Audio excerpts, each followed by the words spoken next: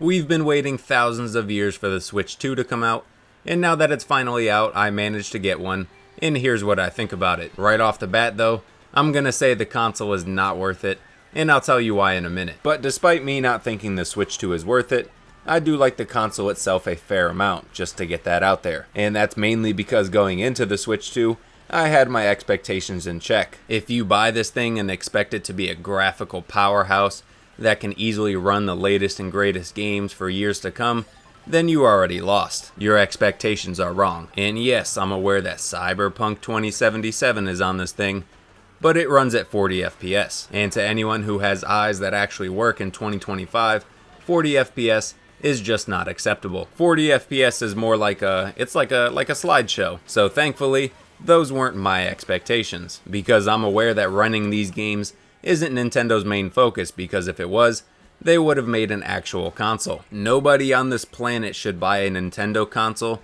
unless they are only focused on playing Nintendo games. And thankfully the Switch 2 seems like it's going to be able to run those Nintendo games pretty good for the years to come. It handles Mario Kart World beautifully, it actually makes Zelda Tears of the Kingdom playable, and unless Nintendo decides to get crazy with their graphics, this thing will handle all first-party titles no problem, which makes the console a must-have, right? Well, no, because right now, the thing has no goddamn games. Yes, it has Mario Kart World, which is a very fun game, but that's the only game it has. And when you compare Mario Kart World to the launch title of the original Switch, which was Zelda Breath of the Wild, it's a joke, because Zelda Breath of the Wild was a generational game, and Mario Kart World is just a game. And I'll do you one better, it's an $80 game, which is not a game, that's a scam. Well, if it's a scam, why did you buy it? Because I actually managed to reverse the scam by buying the Mario Kart bundle,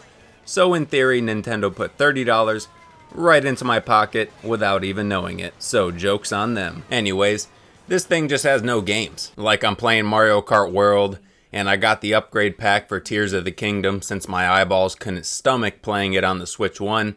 But that's about it. Major lack of games aside though, let's address the console itself real quick. Because while I do like the Switch 2 and I think it's great for what it aims to do, it's probably the most boring console release of all time. Mainly because it doesn't feel like a next-gen console. It just feels like a mid-generation refresh, like a PS5 Pro or something. Except that it's not mid-generation, because it took them over 8 years to come out with. Which isn't a crazy long time for a console generation, but it seems like forever when you're stuck with a piece of shit console like the Switch 1. And honestly, that's why I think this thing is going to be so successful. It's not going to sell good because it's a must-have masterpiece. It's going to sell good because the Switch 1 is so bad. Like, the Switch 1 can't even browse the damn eShop without having a fucking stroke. But hey, you know, that's Nintendo for you. And as far as the $450 price tag, and is it worth it?